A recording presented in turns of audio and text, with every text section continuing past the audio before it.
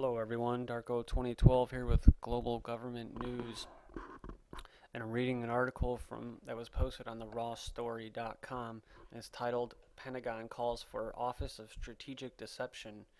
And this is quite an interesting story here because it posts a link um, to the actual Department of Defense PDF file, and I gotta tell you guys, this is some pretty scary stuff, man. I mean, I report some pretty crazy, wacky stuff, and I can't always say that I can prove it 100%. But I mean, I'm gonna show you the file, and I'm gonna post the link, and you can go check it out. But this is some really cutting edge counterintelligence slash terrorist, right, or domestic terrorist slash patriots movement.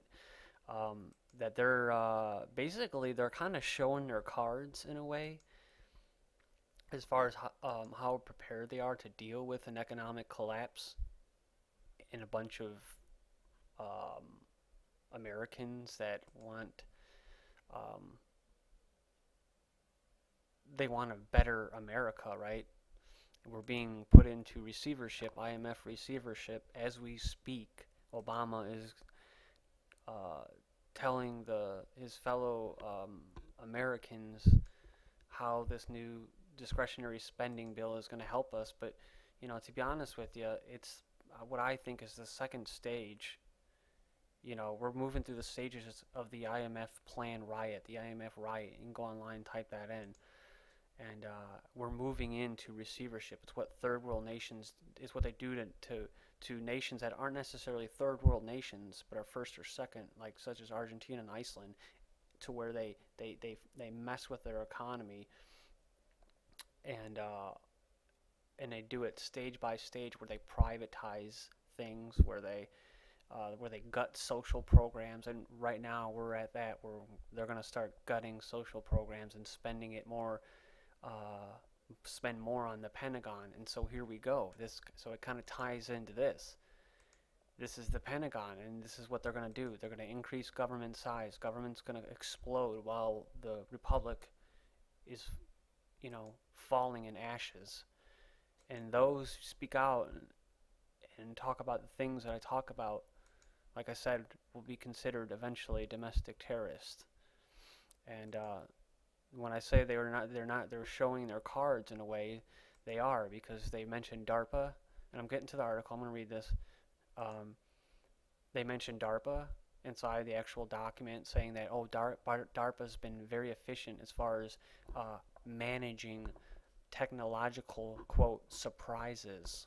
And the whole thing is about surprises, they call it, because I was watching Professor Arthur Sutton, who is a genius as far as his research into the Skull and Bones Society and everything that they represent. And basically, it mirrors the New World Order slash Illuminati slash global government UN policy, which is order out of chaos. And you can say, oh, that's a conspiracy theory and blah blah blah blah blah blah, but this is what they believe. They believe that out of chaos comes order, and they manage it. They can control you by managing you, by creating diversions and creating false crises. And so this all ties in together, and it's a very, very, very important article, an important story. And so I'm going to get to it, and I'm going to show you briefly the actual document and post the link. Washington. Remember the Pentagon Office of Special Plans that helped collect dubious intelligence that led to the war in Iraq? Or the program where the Pentagon secretly briefed military analysts to promote the Iraq war? Meet the would-be Office of Strategic Deception. In a little notice report earlier this month, the Defense Department's powerful Defense Science Board recommended creation of an entity designed solely for, quote, strategic deception against U.S. adversaries. Specifically, the report reads, we recommend that the Secretary of Defense task both Under Secretaries of Defense for Policy and Intelligence and Joint Staff working with the Office of the Director of National Intelligence to create a tiger beam to lay out a course of action and a way ahead for establishing a standing strategic surprise deception entity. Once the initial work has been completed, all part of the interagency should be brought into this effort. So they're tying, these are the tie down straps that I like to use in symbolic terms. They're being tied down and tightened. Everything's all set up. The termites are in the wood, and when the lights are getting ready to pop on, the economy's getting ready to fall, and they're going to flip that switch. Strategic deception has in the past provided the United States with significant advantages that translate into operational and tactical success.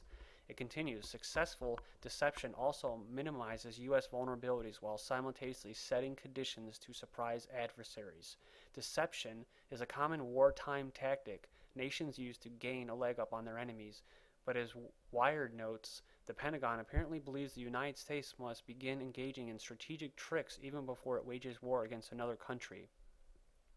Deception cannot succeed in wartime without developing theory and doctrine in peacetime.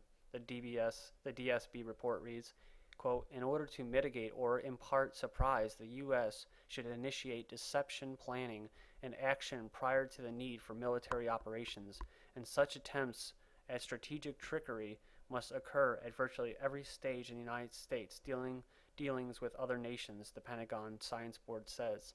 Denial and deception efforts will be included from the onset, factors into both intelligence and response research and development activities at every stage, including wargaming. The DSB report, first flagged by InsideDefense.com in 2003, New York reporter Seymour Hersh highlighted the Office of Special Plans, a closely guarded cabal that did an end around the Pentagon to collect purported intelligence suggesting that Saddam Hussein had ties to al-Qaeda and weapons of mass destruction. They call themselves self-mockery, the cabal, a small cluster of policy advisors and analysts now based in the Pentagon's Office of Special Plans, Hersh wrote, quote, in the past year, according to former and present Bush administration officials, their operation, which was conceived by Paul Wolfowitz, the Deputy Secretary of Defense, has brought about a crucial change and a change of direction in the American intelligence community. These advisors and analysts who began their work in the days after September 11, 2001 have produced a skein of intelligence reviews that have helped to shape public opinion and American policy towards Iraq. They relied on data gathered by other intelligence agencies and also on information provided by the Iraq National Congress, or INC, the exile group headed by Ahmad Kalabi. According to the Pentagon advisor, Special Plans was created in order to find evidence of what Wolfowitz and his boss, Defense Secretary Donald Rumsfeld, believed to be true, that Saddam Hussein had close ties to al-Qaeda, and that Iraq had an enormous arsenal of chemical, biological, and possibly even nuclear weapons that threatened the region and potentially the United States. Last year, Raw Story's Brad Jacobson revealed evidence that directly tied to the activities undertaken in the military analyst program under President Bush, where analysts were briefed to promote the Iraq war to an official U.S. military document's definition of psychological operations, such propaganda that is only supposed to be directed towards foreign audiences. Pentagon spokesman Brian Whiteman, who remains the spokesman for the Pentagon today, told Raw Story the program was intended to inform. Whitman said he stood by an earlier statement in which he arrived. The intent and purpose of the program is nothing other than an earnest attempt to inform the American public.